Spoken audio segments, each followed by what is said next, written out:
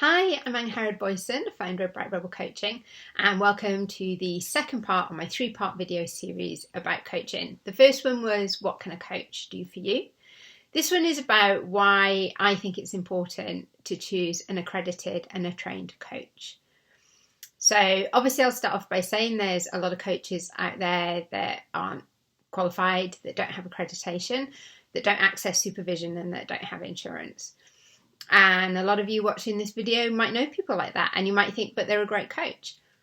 Okay, that's fine. I'm not saying they're not a great coach, but I'm saying if you don't know where to go for coaching, these are the reasons why I think you're better off looking for somebody that is qualified, accredited, insured, and access to supervision. So the key point about coaching is it's a completely unregulated industry. Anybody can call themselves a coach.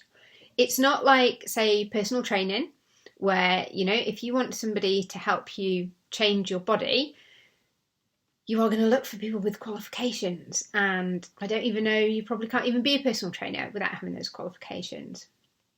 Coaching isn't like that. Anybody can become a coach. So somebody can just sit in their living room and think, wow, I'm a great listener. I'm going to be a coach from tomorrow. And that's it. They can be. And one of the other issues with the fact that it's unregulated is that there's no one central governing body of coaches. So I'm accredited with the International Coaching Federation, but there are other coaching foundations and organisations out there that are all good as well. It's just, as a coach, you can't really join them all because A, there's slightly different entry requirements, but B, obviously it costs you money to become a member and be accredited by these associations. So when I talk about them, I will talk very much from their ICF standpoint, but that doesn't mean that other accrediting associations out there aren't any good. It just means that the one I'm familiar with is the ICF, the International Coaching Federation. So to become a member of one of these associations, you actually need to have been trained to be a coach. And I think that's really important because do you not want somebody that's going to help you to actually have access to the best training? A coach's job is about change. Like, I stand by, you don't come to coaching if you don't want to change anything. So if you're hiring a coach, you want somebody that understands the psychological process of change. So you want somebody that actually has the psychological underpinnings, and that is what the good coaching courses out there provide. Because if you don't actually understand the psychological process of change, how can you help somebody through that when they're really struggling to change? So you need to be trained to access accreditation from these institutions.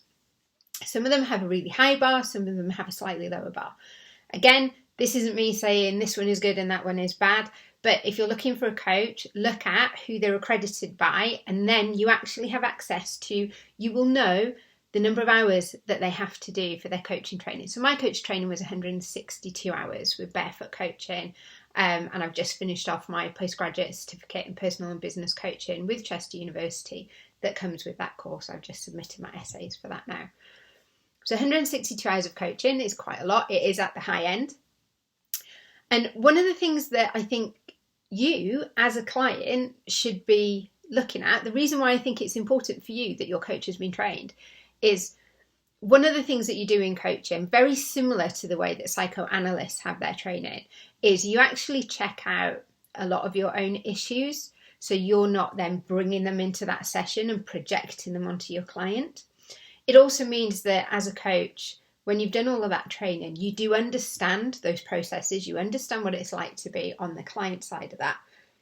But you also have a huge amount of support from your accredited network. So with the International Coaching Federation, for instance, I get access to continuous professional development opportunities, so CPD, and I have to get a certain number of credits every time I want to be re-accredited. So if somebody is accredited, you know that within the last 3 years, they've done enough CPD to retain that accreditation.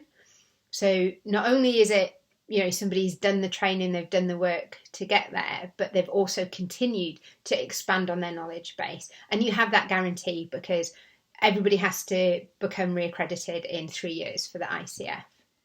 There are different levels of accreditation. So I'm an associate certified coach, but there are other levels. Some of them are better than that, as in professional PCC, professional coach, and they are like way beyond the number of hours that I've had to do coaching. But when you look at the accreditation levels, you can also kind of see the experience levels of people, because it's to do with the number of hours you've actually had coaching.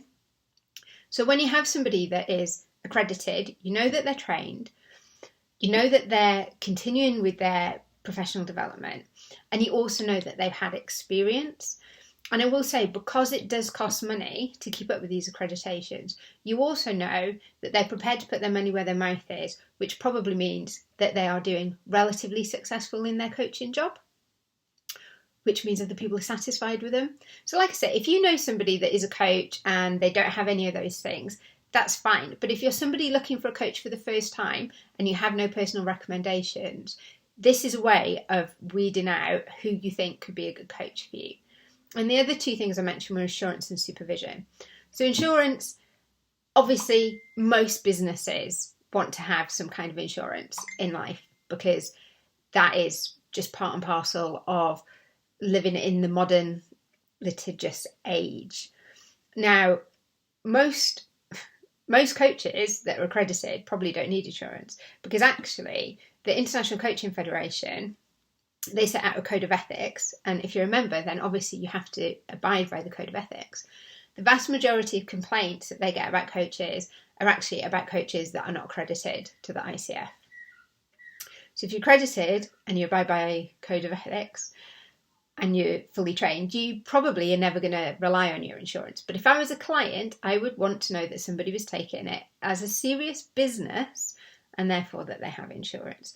And then the supervision is really key. So supervision is where we as coaches go to our supervisors and we talk about issues that we are having with coaching. So it might be, I have a client that's stuck on something in particular and I can't think of a better way to help them. Or it could be that maybe you're having a problem with a client that you need to get around. Or it could be that you're having a problem with a particular set of things that are coming from various different clients, and so you're wondering if actually that's about you and not about them. So that supervision allows us to be able to de-stress from that, enables us to get some good thought processes through, good reflection about what's going on. International Coaching Federation recommends that all coaches have supervision, even if they're not actually even seeing any clients at the time, because it's a good way to keep up with all of the things that as coaches that we like to do. So that's why I think if you're looking for a coach, you should look for one that's trained, certified, insured, and accesses supervision. Obviously, you don't need to do that. You can pick anybody you want. And I swear, if you go and Google life coach in your geographic area, there will be tons of people there. So if you're doing that and you see all of these different people and you just want a way of beginning to separate some out, then trained, accredited, insured, and supervision. I apologise for my phone going bonkers on this, but I'm not going to edit it out because this is real and I'm authentic. That's me. I'm Anne Harrod from Bright Rebel Coaching, and that is why you need to make sure that the coaches that you want to hire are trained, qualified, and accredited. Okay, check back in with me tomorrow to talk about whether or not I might be the right coach for you.